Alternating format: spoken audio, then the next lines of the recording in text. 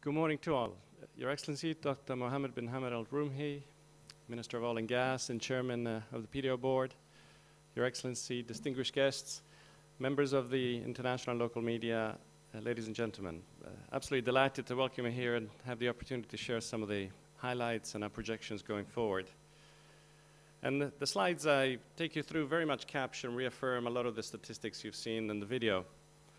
But I'd like you to take away two simple messages, two takeaways. Firstly, that notwithstanding the challenges that the oil industry is facing locally and globally, and the significant reduction in revenues as a result of the oil price, every single performance indicator in PDO is on or above plan. Whether you're talking about safety, production, exploration, reserves, project delivery, execution, operations, in-country value, every single performance indicator and promise is above what we tabled here in 2014 when the oil price was in excess of $100 a barrel. The second message is even simpler. No matter how low oil prices have been or may be, you can be sure of PDO. We will continue to serve the nation and continue to turn challenges into opportunities, and I hope that comes across in the next few slides. It all starts with staying the course.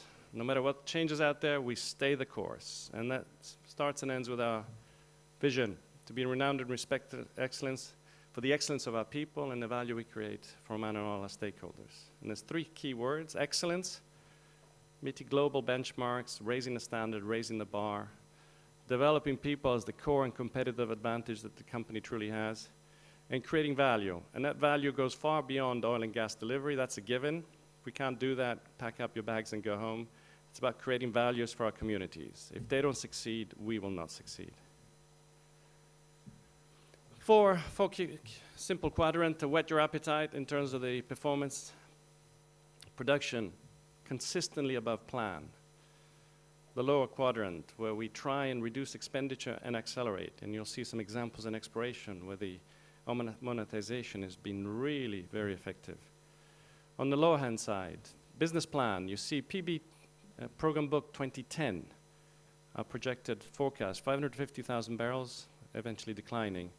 And how in PB15 and now in 16, we've extended that plateau at 600,000 and well beyond the original curves. There's 2 billion barrels difference between the blue curve and the red curve.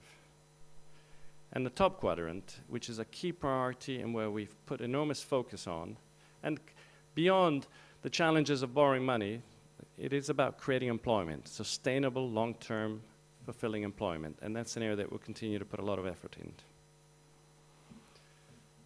As you've heard from His Excellency Salam Al-Afi, safety is an overarching priority. And our goal is zero. No harm to people, the environment, our assets. And we're not there. We still have gaps. But we try and run through a number of very simple rules, and these are the golden rules. They're about compliance, know the rules and abide by them. They're about intervention. Intervene whenever you see something unsafe, whenever you see at-risk behaviors. And respect, which underpins the ability to respect rules and respect people and respect the environment. We're making significant inroads in improved safety.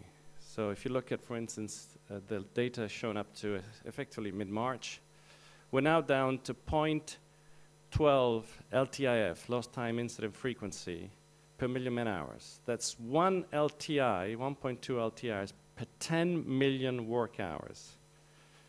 MVIRs, motor vehicle incidents, these are the serious incidents.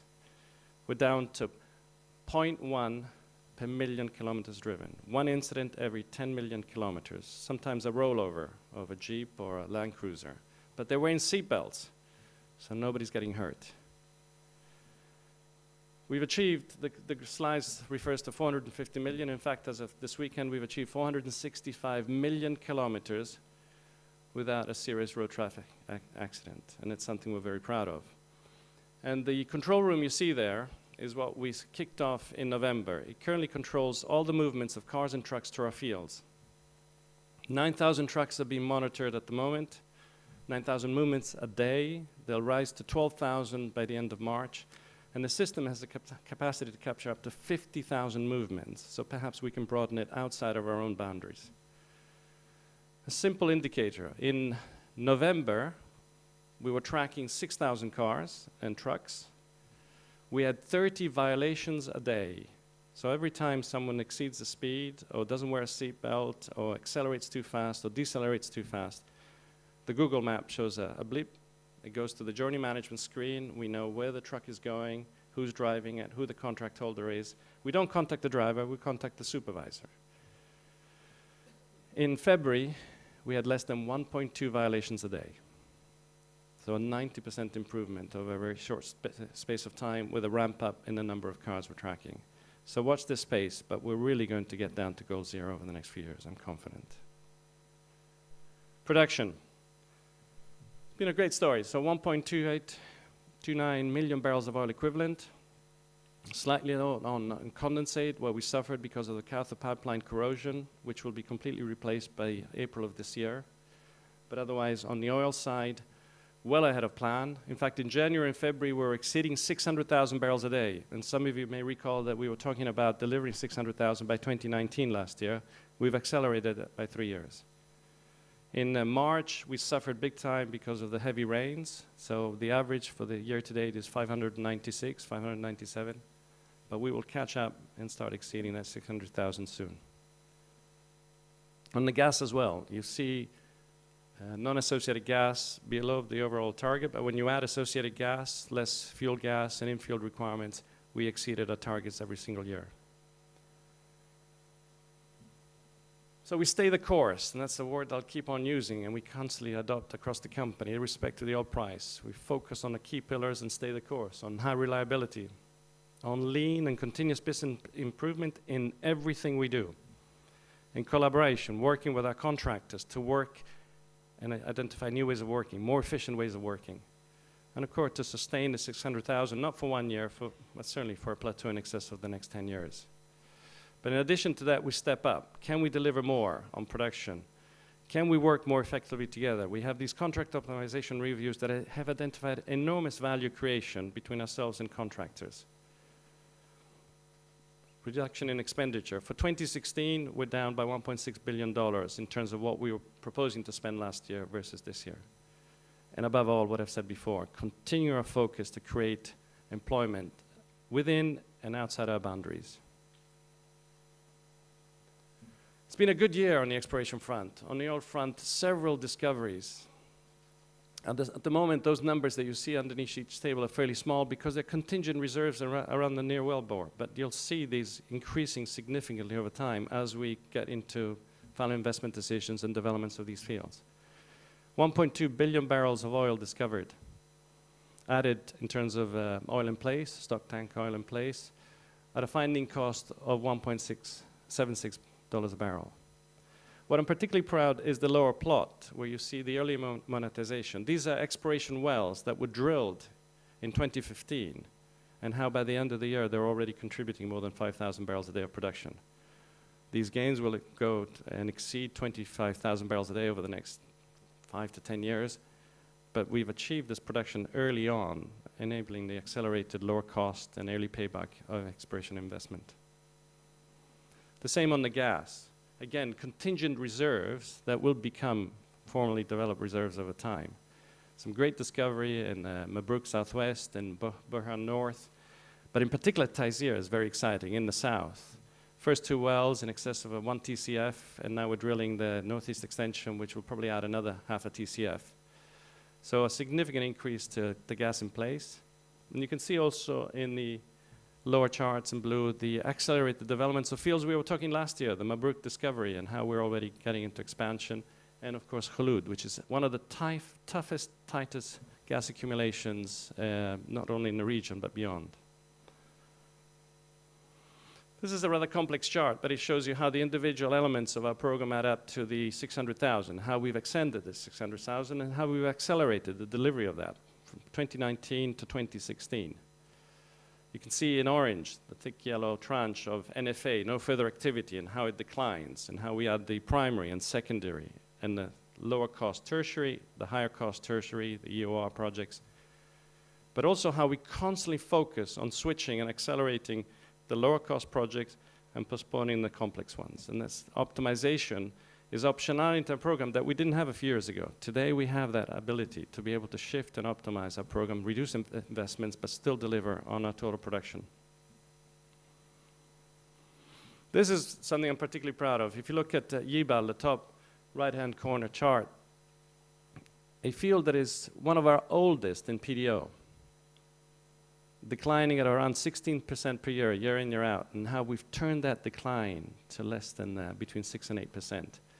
And you can see that in Baja, you can see that in Fahud, again, a very old field. You can see it in every single field, and I can't plot 132 fields, but I can show you the green one, the top one, which is our NFA history. If you take from 1998, 2000, we were declining at about 16% per annum. That means if you put a well on stream, 1st of January it's producing 100, by December it's producing 84 barrels a day. That's a natural decline. Around the world, particularly for secondary field activities, it's between 10 and 20%. By 2010, we'd reduced that to 8%, and we received the Shell Global Awards and the ADIPEC Award against 167 companies competing as the best WRFM in the industry. We now have that down at 4.8%. That's beyond benchmarks out there. There's nothing like it, especially for the scale of activities that PDO has. That's 13,000 well interventions, constant focus on well reservoir facilities management. The funnel is very, very rich. The big bubbles represent investments, multi-billion-dollar ones. You can see the green ones, the sour activities, very, very complex ones, the heavy EOR dominance of the portfolio, but how we are accelerating wherever we can the conventional, the simpler primary and secondary developments, from appraisal right through to developed reserves, from DG1, decision gate 1, and the early concept definition right through final investment, FID, at completion of the analysis. A lot of focus is also going forward on the engineering side, standardizing, simplifying, working with key strategic alliances to capture the values and the learnings from the Rabab Hawils and beyond. Build local supply chains to establish continuity, sustainability. No longer having equipment that breaks down, sending it to Jebel Ali, actually fixing it locally. The turnaround is enormous and very, very efficient, and it creates jobs. And also developing expertise and developing engineering development with a front-end engineering design office, with considerable effort on enhancing commissioning. Over 2015, 2016, these are the number of major FIDs that we've progressed, from solar to the Rabab Hawils, the Yibal Khoufs, and so forth. And you can see it on the top right hand, the pipe racks that are built in Sohar, that are being installed as we speak in the field, and the learnings that we're capturing from the Hawil production, Rabab Hawil integrated project, right through the Yibal Khouf. Very, very complex global scale projects, and so far on plan. But EOR will continue to be a dominant force in our long-term production. You can see whether it be the thermal, polymer, or micellar opportunities, major activities throughout. Canal and Steam, the globally first thermally assisted gas oil gravity drainage project. We had challenges getting steam into the ground, operating performance of our steam generators. Now we're finally putting enough volume into the ground, and we're seeing the field respond. In Marmul, it is, over the last 2 or 3 years, it's produced more than in the last 30 years, and that's following primary, infill, horizontals, water injection, and yet here we are at the EOR producing more. And you won't find many fields like that around the world. And Hawil, which is performing incredibly high uptimes for what is a very complex, high sour H2S field. And we've added another 250 million barrels of developed reserves that will be tying into the field. So a real success story, early payback, and performing very strongly. Cost focus. Everybody's getting after, every stone has been turned to identify removing waste, the more efficient ways of working. You can see there a combination of rephasing and optimization and real cost savings. COREs, contract optimization reviews, have enabled us to really make a difference. We've sat down with contractors and said, how do we work these issues together? It's not about imposing top-down unit day rate reductions, about saying, how do we both survive through this difficult phase? We test, you test, we ask third-party testing. We have insurance, you buy insurance. We buy some equipment, you buy some equipment. Maybe we can do it together far more effectively. And the results are astonishing. And you can see some of the impact on the annual contract values or degree contract values. Significant reductions, and both parties win. There isn't one party imposing a burden on another one.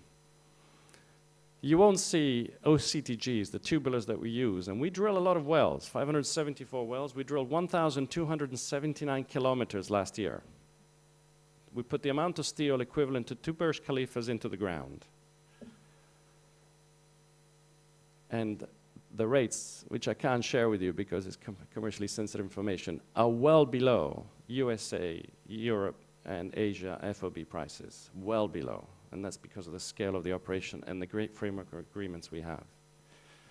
And finally, the lower quadrant on the right is just showing that from an engineering point of view, standardization, philosophy, and execution efficiency, we're targeting a 30% step change in our engineering project costs over the next 1 or 2 years.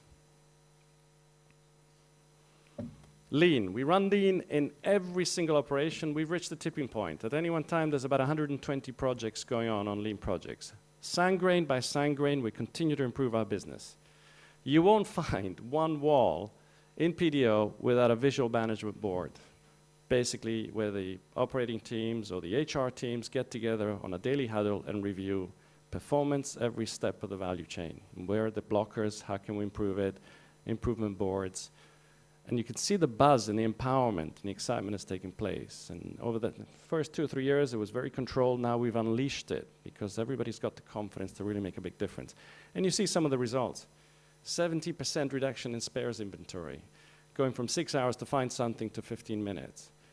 A field development, the Upper Schweiber, which is a very major complex development, it would take normally 7 years.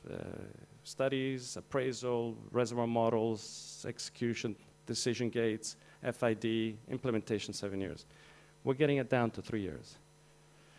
We're working also with various ministry. Minister of Finance has teams with us. We're working with Muscat, Minister of Environment and Climate Affairs, to work at streamlining the efficiency of environmental permits. We're working with Ministry of Health, so we've got teams with the Royal Omani Hospital working with us so we can share our lean experience. A lot of companies talk about lean. Very few companies actually deliver it.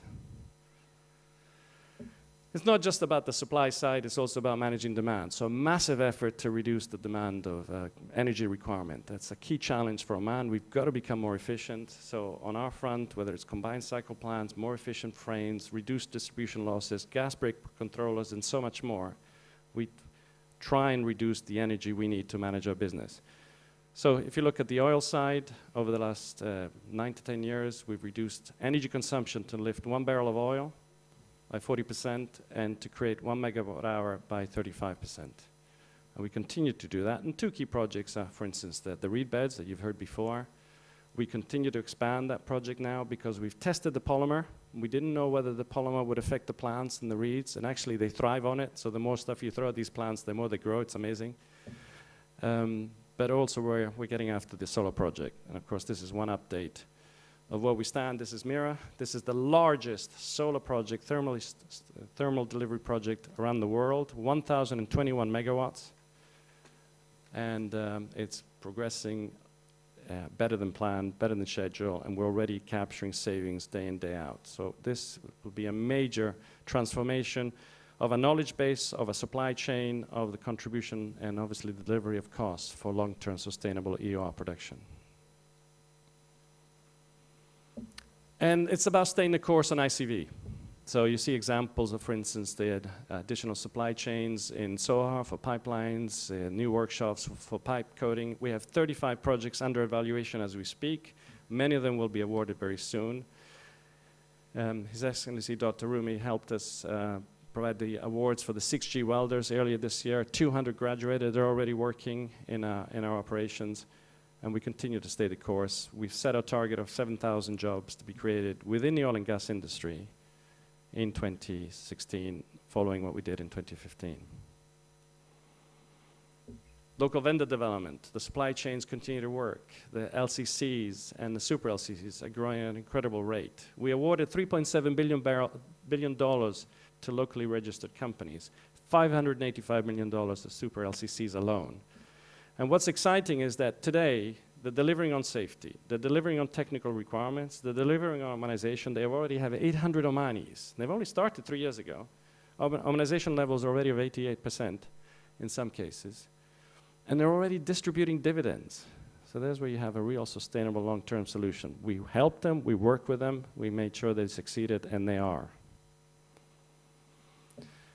We continue with corporate social responsibility projects, whether it be hospital beds or majlises or parks or whatever it is. That's just programs that we've executed over the last 18 to 24 months. But we're particularly proud of the Banat Oman project. This is now in excess of 300 ladies, low-income, very often divorced ladies that we help create a skill, create support for their families and the community. And the success stories from the Salala dairy products, where we have contracts with Lulu, or the Banat Oman dish dash there with frankincense, which is one of the biggest selling items on Oman Air, is sustainability in action. And I'll finish off with the MDC. You have the same imposter in the middle with a beige suit, but everybody else incredibly talented. Abla just retired 2 weeks ago, so I want to thank for incredible contribution over so many years, but thank you very much.